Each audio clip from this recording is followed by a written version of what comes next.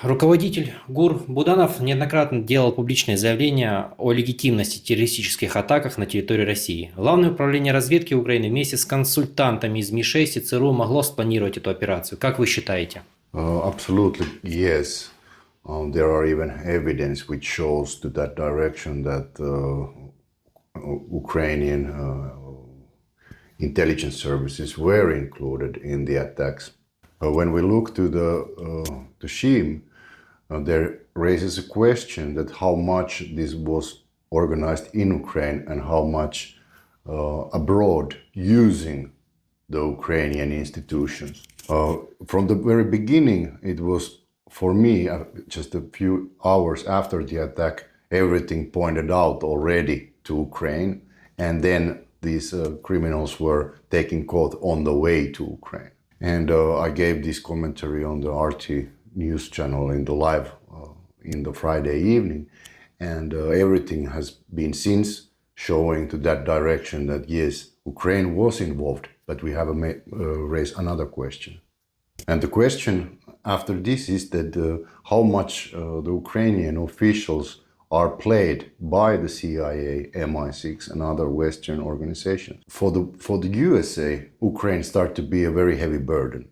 And it points out that they make this provocation in order to get Russia in its full arms. USA has a long history of abandoning their so-called friends, and this can be played behind this terrorist attack. In US interests, it's very understandable that they need Ukrainian conflict to end before the US elections in USA.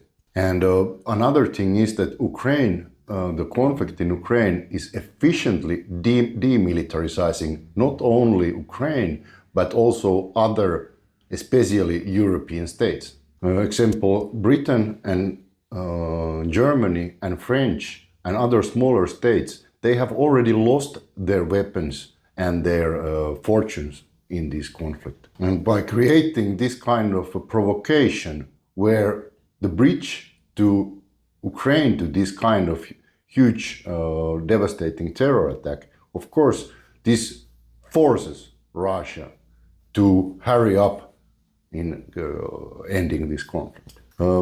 Russia has fought very effective, active defense battle for 1.5 years now. Russia can continue this phase and demilitarization, not only Ukraine, but the whole Europe. So the West has full motive to frame Ukraine guilty to this terror attack. And this is a very huge wake-up call to whole regime of the Kiev when they understand that they are framed as guilty ones.